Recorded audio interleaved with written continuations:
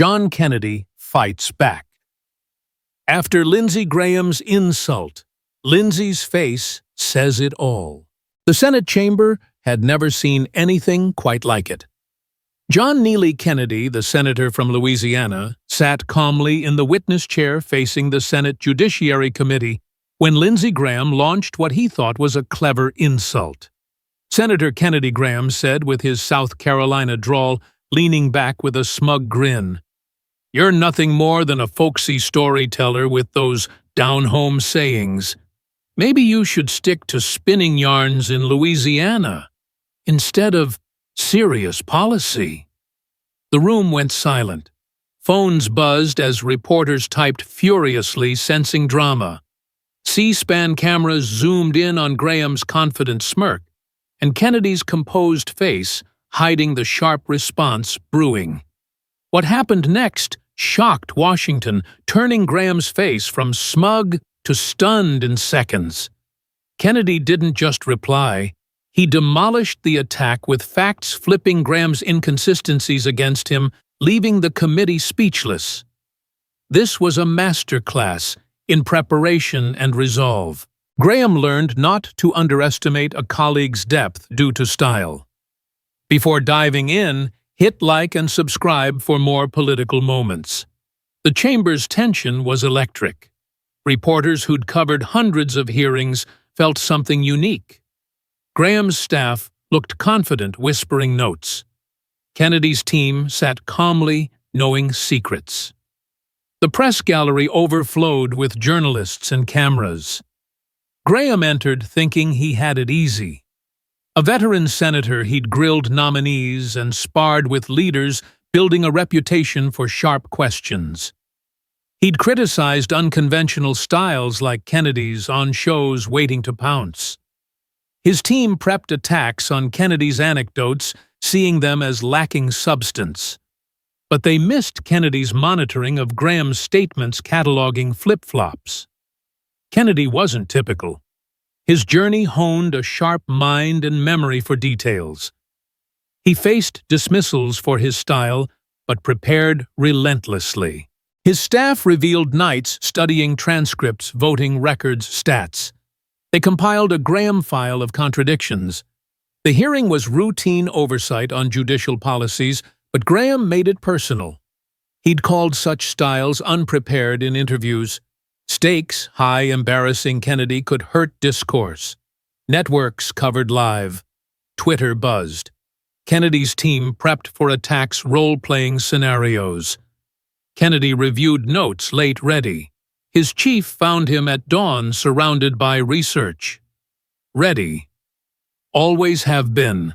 Audience mix added drama, young staffers, admiring Kennedy veterans, knowing Graham students, attending specially tourists, expecting boredom, but staying transfixed.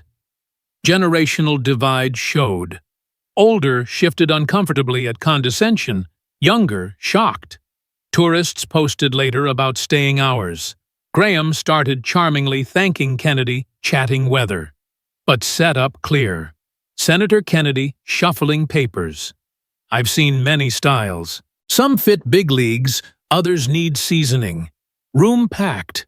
Kennedy straight hands folded. Appreciate concern. Ready for questions. Graham chuckled. We'll get there. But people deserve to know if folksy tales qualify for leadership.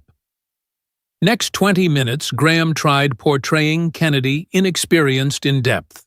Questioned education, jobs, policy grasp. But Kennedy excelled rattled stats on judicial funding quoted cases. Senators paid attention. This wasn't planned. Happy to demonstrate, Kennedy said. When to oversight. Graham's smile faltered. Reporters glanced. Was Kennedy rattling him? Graham went for jugular. Do you form positions or wrap in stories? Hung like challenge. Graham scrolled tablet. Pattern of what I'd call pause dramatic. Scripted tales avoiding accountability. Articulate, telegenic even, but for leadership. Room silent. You're nothing more than a folksy storyteller. Stick to yarns in Louisiana. Insult hung. Graham sat back, pleased. Cameras captured his satisfaction, shocked members Kennedy's reaction. Frozen moment. Staff pleased. Reporters texted. Kennedy didn't flinch, smiled back. Senator Graham, steady voice. Appreciate noticing my style in policy hearing. Nervous chuckles. Graham shifted, realizing misfire. Since personal Kennedy continued. Worth examining qualifications to lecture on leadership. Graham's smirk faded to concern. What followed? Masterclass. Kennedy calmly dismantled. You've held interesting positions. Remind you. Face flushed. Opened mouth, but Kennedy pressed. On immigration, once for reform, now hardline. Views evolve. Certainly. Let's talk evolution. On climate, early support, later withdrawal. Senators stared at Graham. Not scripted. Kennedy saved social media. You said stick to yarns. Your presence educational. Staff cringed. Tweeted experience trumps youth, but posted video appealing fresh views. Irony thick. Laughter. Video viewed millions, mostly laughs, with hashtag embracing new. Graham flustered, read, shuffling Kennedy. Last my accomplishments bills passed, crises managed high approval. Paused. Yours dropped. Challengers rise. Quiet. Graham open-mouthed. That's out of context. Play clips, Graham desperate. Others avoided. Move on. But Kennedy. One more. Reducing to style insults every unconventional voice. Emotion calm. Expect respect as official. If not, question yours. Room erupted, typing, applause, chaos. Graham dismantled on TV. Before end, Kennedy destroys. Graham trended. Clip shared thousands. Crossed lines, praised composure, condemned condescension. Young shared as fightback. Older as combat. Viral on TikTok memes, Instagram posts, YouTube analyses, LinkedIn discourse. In Congress, senators distanced from Graham. Public statements for respect. Democrats called disgraceful. Republicans inappropriate. President held conference praising Kennedy's leadership. Kennedy's briefing tried reduce me. Still here fighting. Coverage massive specials on combat, op-eds on respect. International BBC on discourse. Guardian on shift. Politicians referenced, leaders tweeted, respect triumphs. Studied in classes worldwide. Late-night reenactments, sketches viral. Polls catastrophic. For Graham, approval tanked, especially women young. Analysts called self-inflicted. Challengers announced using clip in ads. Marked turn in tech use. Kennedy protocol for responses. Campaigns hired teams. Engagement spiked on platforms. Universities created courses on communication. Paper on preparation, redefined combat. Invited to speak, fellowships inspired. Companies combated bias citing. Graham tried recover apology shows explaining, but worsened. Memes from phrases. Months later, polls never recovered, no re-election. Challenger won primary general. Kennedy rose magazine covers, seminars fees. Changed talk on styles. Pulling a Graham lexicon for dismissals. Method, calm facts, receipts. Inspired applications to programs, volunteers. Effect generation believed in holding own. Rules changed, can't attack style without backlash. New, ready, good at it. Kennedy entered defending exited symbol. Graham learned underestimating ends careers. Lesson come for authentic, better not miss. They'll destroy with smile facts. Enjoyed, like, subscribe. Thoughts in comments. Title: John Kennedy fights back after Lindsey Graham's insult. His face says it all. This chapter sets the scene, building tension through detailed descriptions of the hearing room, the characters' preparations, and the initial exchange. The atmosphere is thick with anticipation, highlighting Graham's overconfidence and Kennedy's quiet readiness. As Graham delivers his insult, the room's reaction amplifies the drama, leading into Kennedy's poised response that begins to turn the tables. The narrative weaves in audience diversity, media buzz, and behind-the-scenes prep to create immersion without repetition, focusing on the build-up to the confrontation. Kennedy's style is portrayed positively as authentic and effective, contrasting Graham's condescension. The chapter ends on the cusp of the full rebuttal, teasing the masterclass to come, to expand the immersion.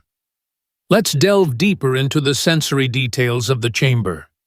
The polished wooden desks gleamed under the bright lights, casting long shadows across the floor. The air was cool from the humming AC, but the tension made it feel stuffy. Whispers from spectators in the gallery created a low murmur, like distant thunder before a storm. Graham's voice echoed slightly off the high ceilings, his drawl drawing out each word for maximum effect. Kennedy's responses were clear and measured, his Louisiana accent adding a warm, relatable tone that resonated with many in the room. Reporters' pens scratched rapidly on notepads, while others tapped silently on laptops, their faces illuminated by screens. Committee members shifted in their seats, some leaning forward with interest, others glancing at their watches. The tourists, a family from Ohio, perhaps wide-eyed and whispering, clutched their visitor passes like tickets to a show. Young aides, notebooks in hand, absorbed every nuance, dreaming of their own future roles. Veteran journalists with years of experience recognized the shift in dynamics. Early, their instincts honed from countless similar events. Graham's staff, dressed in crisp suits, exchanged confident smiles at first, but as Kennedy parried each question, those smiles faded. Kennedy's team, more casual yet professional, nodded subtly in support, knowing the depth of their senator's preparation. C-SPAN cameras captured every flicker of expression as Kennedy and Graham sparred in a Senate hearing that had veered off script. What began as a session on judicial funding turned into a public showdown, trending online as viewers live tweeted the clash. Graham aimed to frame Kennedy as style over substance, but Kennedy countered with sharp legal references and calm command, turning critiques into teachable moments. The atmosphere shifted gradually. Graham's tone grew sharper, gestures theatrical, trying to provoke a slip, but Kennedy remained steady, his answers grounded in fact and real-life examples. When the insult came crafted with dramatic pause, the room held its breath. Kennedy's brief silence, followed by a subtle smile, marked a shift in power. His reply thanking Graham for the compliment drew nervous laughter and applause in spirit. Graham, once assured, faltered as Kennedy's poise turned the moment into a win. The setting added weight, raised dais flags flanking the chamber, a packed gallery above. Reporters' phones buzzed as the clip went viral mid-hearing. Kennedy's team was ready, armed with research and composure. The insult meant to wound only spotlighted Kennedy's depth. His calm voice and unflinching demeanor became the episode's moral center. Emotion simmered beneath the surface. Graham exuded beltway bravado. Kennedy embodied grounded wisdom. Young attendees saw a new kind of leadership. Even tourists found themselves unexpectedly gripped. The silence before Kennedy's reply echoed louder than any outburst, an unspoken declaration of strength. The chapter ends at this peak, setting the stage for the fallout and further revelations. Senator Graham's words still echoed in the hushed Senate chamber. The insult about being a mere folksy storyteller landing like a poorly aimed arrow that Kennedy was about to send right back with deadly accuracy. Without missing a beat, Kennedy leaned slightly forward, his voice steady and laced with that unmistakable Louisiana drawl that carried both warmth and authority, the kind that made complex ideas feel like common sense shared over coffee. Senator Graham, you've got a long record in this town, and it's full of some mighty interesting twists and turns on key issues. If we're talking about consistency in leadership, maybe we ought to take a closer look at yours. Graham's eyes widened just a fraction, his smug grin faltering as he gripped the edges of his desk a bit tighter, clearly not expecting the conversation to boomerang so swiftly. The room, already thick with tension, seemed to hold its breath even deeper.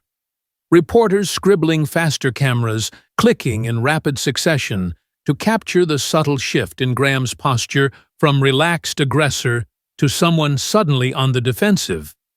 Kennedy didn't raise his volume or show any flash of anger. Instead, he pulled from his prepared notes with the precision of a surgeon, starting with immigration reform, an issue where Graham had once been a vocal champion for comprehensive paths to citizenship, co-sponsoring bills that aimed to balance border security with humane treatment. Back when you were pushing for that big immigration overhaul, Kennedy said calmly, citing specific legislation by name and year, without glancing down, you argued passionately that we needed a system that welcomed folks who contribute while securing our borders. You called it essential for our economy and our values. He paused just long enough for the words to sink in, then continued. But more recently, you've shifted to a much harder line, opposing similar measures and emphasizing enforcement above all else. Now views can evolve, as you say, but I'm curious which version of that stance should folks back home in South Carolina trust when it comes to real policy making. Graham opened his mouth to interject, his face flushing a shade redder, but Kennedy pressed on smoothly, not giving him an inch, his tone remaining respectful yet unrelenting, like a teacher gently correcting a student who's strayed off course. The gallery erupted in a few muffled chuckles, especially from the younger spectators, who appreciated the logical takedown unfolding before them, while veteran journalists exchanged knowing glances, their phones already buzzing with partial transcripts being sent to editors. Graham shuffled his papers nervously, glancing at his aides for support, but they looked as stunned as he did, their earlier confidence evaporating like morning dew under the sun. Kennedy then pivoted to climate policy, another area ripe with contradictions, pulling out his tablet to reference a video clip without hesitation. On climate initiatives, Senator, you were once right there supporting cap-and-trade systems and even co-authoring bills to address emissions, warning that ignoring the science would cost us dearly down the road. He queued up a short excerpt from an old interview, playing it for the committee. Graham's own words filling the chamber, praising bipartisan efforts to tackle environmental challenges. The audio was crystal clear, and as it played, Graham's expression morphed from discomfort to outright dismay, his jaw tightening as he realized the trap he'd walked into. But in recent years, Kennedy continued as the clip ended, you've withdrawn from those positions, questioning the urgency and pulling back from similar legislation. If we're lecturing on serious policy, shouldn't we stick to a steady course rather than changing with the political winds? The laughter in the room grew bolder now, a few senators on the committee struggling to keep straight faces, while tourists in the back whispered excitedly, one pulling out a phone to record discreetly, despite the rules. Graham tried to regain footing, stammering something about evolving science and priorities, but his voice lacked its usual bite, coming out more like a defensive mumble that only highlighted his fluster. Kennedy nodded politely, as if acknowledging the attempt before delivering the next blow on Supreme Court nominations, an issue that hit close to home in this Judiciary Committee setting. "And let's not forget your stance on judicial appointments," Kennedy said, his eyes locking onto Graham's with unwavering focus. "You once set a firm standard against considering nominees in election years, calling it a matter of principle to let the people decide." He referenced a specific quote from Graham during a past confirmation battle, reciting it verbatim with the ease of someone who'd memorized it for just this moment. Yet, when the situation flipped, you supported moving forward under similar circumstances, arguing the rules had changed. To bolster his point, Kennedy displayed another prepared visual, a side-by-side comparison of Graham's statements projected briefly for the room to see the contradictions glaring in black and white. Graham's chief of staff sank lower in his seat, looking like he wanted to disappear, while the other committee members shifted uncomfortably, some staring at their own notes to avoid eye contact. The audience's reaction was electric. Now, gasps mixed with more open laughter, reporters typing at breakneck speed, and even a smattering of applause from the gallery that the chair had to gavel down quickly. Kennedy wrapped this segment by tying it back to the original insult, his voice firm but never venomous. "You suggested I stick to storytelling because my style isn't serious enough, but these shifts in your positions tell a story all their own, one of convenience over conviction. If we're judging leadership by consistency, Senator, I reckon the American people might appreciate knowing which chapter of your book they're supposed to follow." Graham was visibly rattled, his face a mask of red embarrassment, sweat beading on his forehead as he fumbled for a response, muttering about context and misrepresentations. But the damage was done. The room could see the veteran senator had been outmaneuvered by facts he couldn't spin away. Kennedy's use of evidence, from quotes to videos, wasn't just rebuttal. It was a demonstration of thoroughness that elevated the entire exchange, showing how preparation could turn condescension into a teachable moment. The committee, once poised for routine questions, now hung on every word, the air charged with the realization that this hearing had become a landmark clash of intellect over bluster. As Kennedy paused to let his points land, Graham glanced desperately around, his earlier smugness replaced by a stunned silence that spoke volumes, the cameras capturing every twitch and frown for the world to see. The laughter subsided into murmurs of admiration for Kennedy's poise, whispers rippling through the spectators about how he'd flipped the script so masterfully. Reporters in the press gallery were already drafting headlines like, "Kennedy turns tables on Graham," with fact-filled rebuttal, their excitement palpable as they anticipated the viral potential. Kennedy's aides exchanged subtle nods of triumph, knowing the hours of compiling that dossier on Graham's record had paid off spectacularly. The tourists who had planned a quick visit were now fully invested, one elderly couple from the Midwest, leaning forward in their seats, later telling friends it was the highlight of their trip.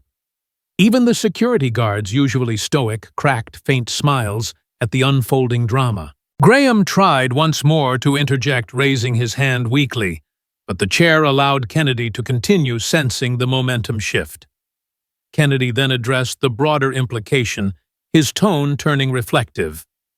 "This isn't about personal gotchas, Senator. It's about the trust we build with the folks we serve. When we change positions without clear reasons, it erodes that trust. My approach, using straightforward stories to explain policy, isn't a gimmick. It's a way to make sure everyone understands what's at stake." This humanized his response, drawing approving nods from across the aisle, even from those who might disagree with him politically. Graham's response was feeble, a half-hearted defense about adapting to new information, but it fell flat. the room's energy firmly with Kennedy now. The direct counterattack had not only neutralized the insult, but exposed the hypocrisy behind it, turning what could have been a dismissive moment into a showcase of principled debate. As the exchange wound down in this phase, the committee buzzed with undercurrents of respect for Kennedy's handling. Graham's face, a picture of regret that would soon become meme fodder online. The chapter of direct rebuttal showcased Kennedy's logical prowess, using specific, verifiable examples to dismantle the attack piece by piece, all while maintaining a demeanor that exemplified gracious strength. The laughter and reactions from the audience punctuated each point, building a narrative of triumph through intellect, leaving Graham reeling and the room captivated by the unexpected turnaround. Kennedy's final words in this segment lingered. "If we're serious about policy, let's focus on facts, not flair." The gavel came down for a brief recess, but the impact was already rippling outward, setting the stage for the viral storm to come. This masterclass in response wasn't just defense. It was an affirmation of why authentic, consistent leadership matters in the halls of power. To deepen the immersion in this chapter, consider the micro-expressions captured on camera. Graham's eyebrows, furrowing deeper with each cited contradiction, his lips pursing in frustration, while Kennedy's eyes remained steady, his slight head tilts, emphasizing points without aggression. The sound of the video clips playing echoed slightly in the chamber, amplifying Graham's past words like echoes of inconsistency. Spectators in the gallery leaned over railings for better views, their faces a mix of amusement and awe, young students jotting notes furiously for later discussions in class. Reporters' laptops clacked incessantly, some whispering to colleagues about the potential Emmy-worthy footage. Committee members, including those from Graham's party, avoided his gaze, their own reputations tied to maintaining decorum. Kennedy's voice modulation rising slightly for emphasis on key facts, then softening for reflection, kept the audience engaged, turning the rebuttal into a rhythmic narrative that felt almost storytelling in itself, ironically proving his style's effectiveness. The air grew warmer from the collective body heat and tension, the AC struggling to keep up. Graham's aides passed frantic notes, but he waved them off, perhaps trying to project control he no longer had. This direct phase highlighted not just the content of the counter, but the delivery, measured evidence-based and utterly disarming. As Kennedy concluded his points on the Supreme Court flips, a brief silence fell, broken by a single clap from the back that quickly multiplied before being hushed. Graham's stunned face said it all. Eyes, darting mouth agape slightly, the visual epitome of being caught off guard. Kennedy's preparation shone through in seamless transitions between topics, each contradiction building on the last like bricks in a wall of logic. The chapter captures the essence of a live takedown, where facts trump bluster and respect is earned through substance. The room's dynamic shifted irrevocably, with Kennedy emerging as the voice of reason, his rebuttal a blueprint for handling condescension with class. As the gavel echoed through the Senate chamber, signaling a brief recess, the immediate fallout from Kennedy's masterful rebuttal was palpable, like a wave crashing over the room and spilling out into the corridors of power. Whispers turned to animated discussions among spectators, reporters bolting from their seats to file stories, their faces alight with the thrill of witnessing a political earthquake firsthand. Graham sat there for a moment, his stunned expression frozen as if etched in stone, before he gathered his papers with trembling hands and retreated to confer with his aides, who looked equally shell-shocked, their strategy in tatters. Kennedy, ever the picture of composure, simply adjusted his glasses and shared a quiet word with his team, a subtle smile, acknowledging the shift in dynamics without a trace of gloating. Word spread like wildfire through the Capitol halls, staffers texting furiously, interns recounting the exchange in hushed awe, and within minutes, the first clips hit social media shared by journalists and attendees alike. On X, formerly Twitter, the hashtag #KennedyClaps back exploded, trending nationally before the hearing even resumed, with users posting snippets of Graham's flip-flops, juxtaposed against Kennedy's calm delivery memes, featuring Graham's reddening face captioned, "When facts hit harder than insults." TikTok users, especially the younger crowd, created quick edits with dramatic music overlays, zooming in on Kennedy's key quotes like, "If we're judging leadership by consistency," turning them into viral soundbites that racked up millions of views in hours. Instagram Reels flooded with reactions, influencers praising Kennedy's folksy wisdom as a breath of fresh air in stuffy Washington, while YouTube channels uploaded raw footage with titles like "Epic Senate Showdown, Kennedy Schools Graham on Hypocrisy."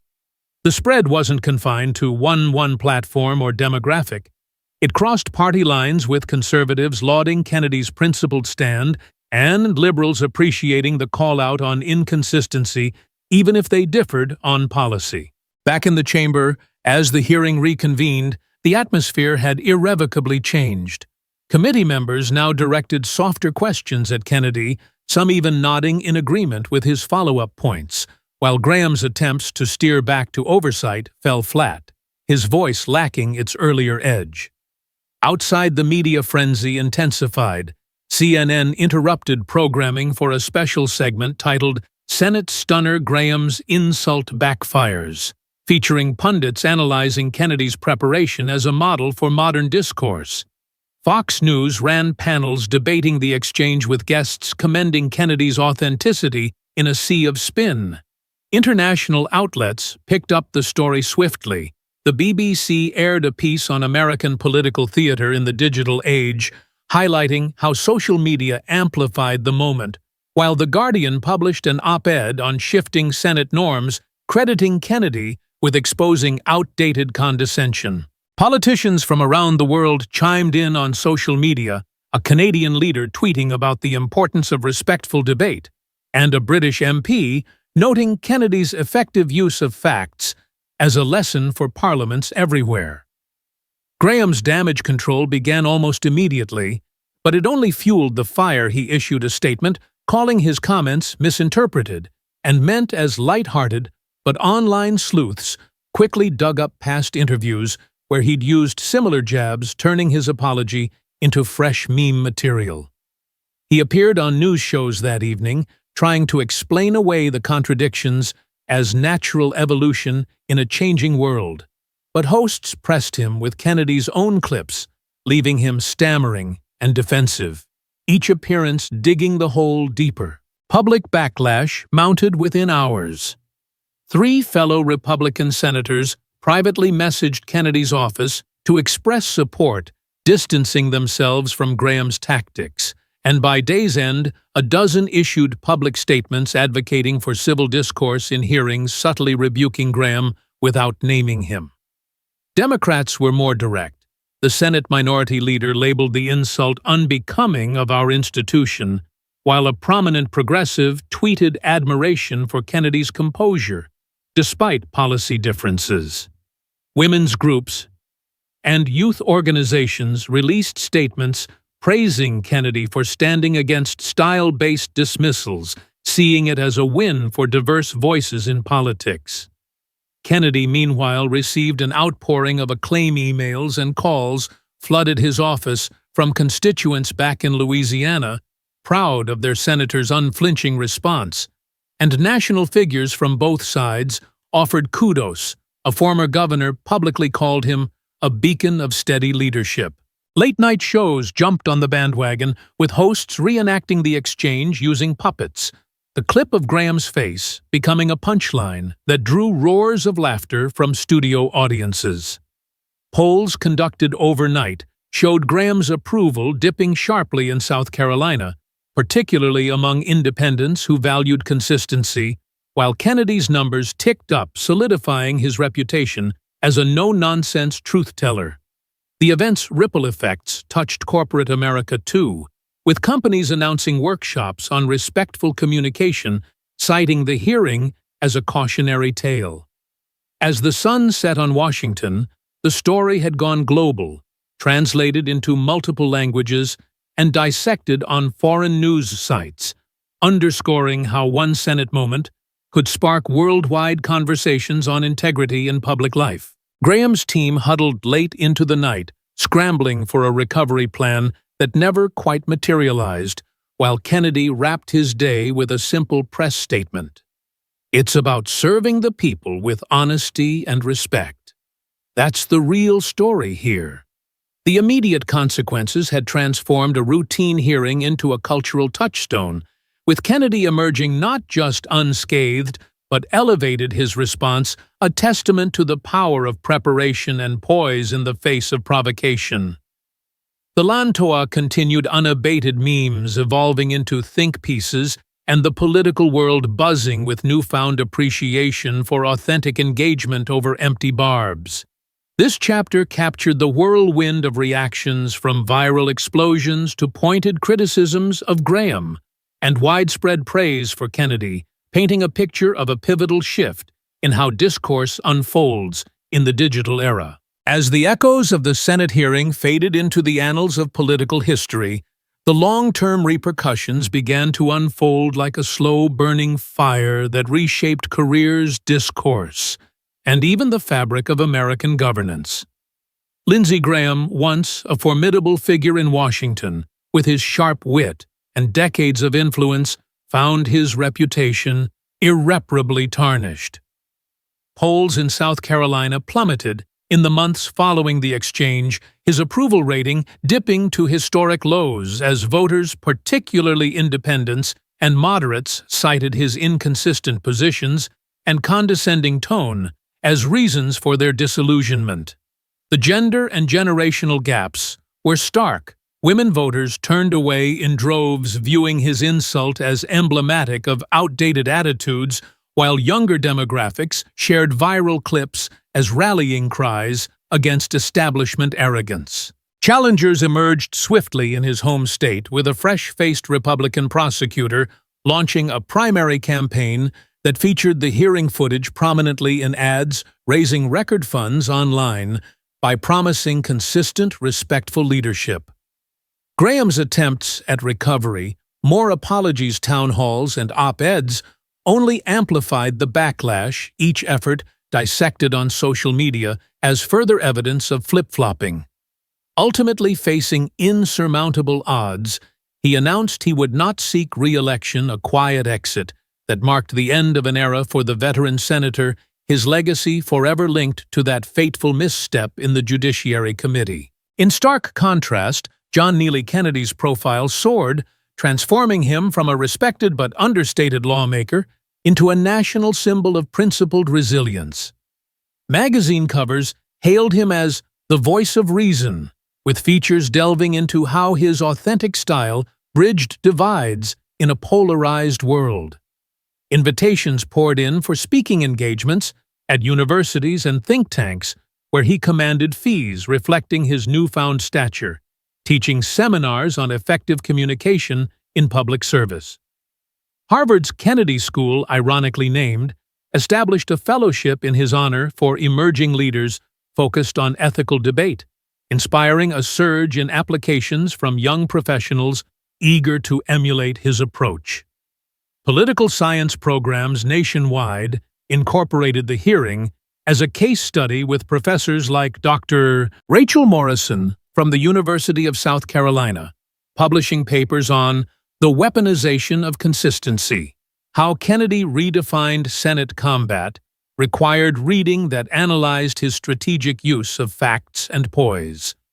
Campaigns across the country adopted what became known as the Kennedy method, staying calm under fire, deploying evidence over emotion, and always bringing receipts, leading to a wave of hires for digital research teams specialized in opposition monitoring. The incident sparked broader cultural shifts too. Applications to political internships rose by over 20%, predominantly from women and minorities, who saw Kennedy's triumph as proof that diverse voices could thrive without conforming to elitist norms. Corporate boards implemented training on respectful discourse, citing the hearing as a cautionary tale for workplace dynamics, while media outlets ran series on the new rules of engagement in politics. But beyond the personal victories and defeats, the true legacy of that Senate showdown lay in the profound lessons it imparted, serving as an educational beacon for anyone aspiring to public service or simply navigating debates in everyday life. At its core, the episode underscored the paramount importance of respecting opponents, regardless of their style, whether folksy anecdotes or polished rhetoric, because dismissing someone based on surface traits not only undermines civil discourse, but invites self-sabotage, as Graham learned the hard way. It highlighted the enduring value of consistency in positions, reminding us that trust is built on steady principles rather than convenient shifts, fostering accountability that strengthens democracy. Preparation emerged as a superpower, proving that thorough research and emotional intelligence can level any playing field, turning potential humiliation into triumph. For the younger generation, the message was empowering. Participate with integrity, armed with facts and grace, to build a fairer system where ideas prevail over insults. Avoid Graham's pitfalls, hubris, and hypocrisy, and instead embrace Kennedy's model to promote healthy dialogue that bridges divides, ultimately creating a more inclusive, effective government for all. In reflecting on this pivotal moment, one realizes that true leadership isn't about dominating the room. It's about elevating the conversation, inspiring others to engage thoughtfully, and leaving a legacy of respect that outlasts any single hearing. If this story of resilience and wisdom resonated with you, smash that like button, subscribe for more insightful political tales, and share your takeaways in the comments. I read them all. What lesson from Kennedy's response stands out most to you?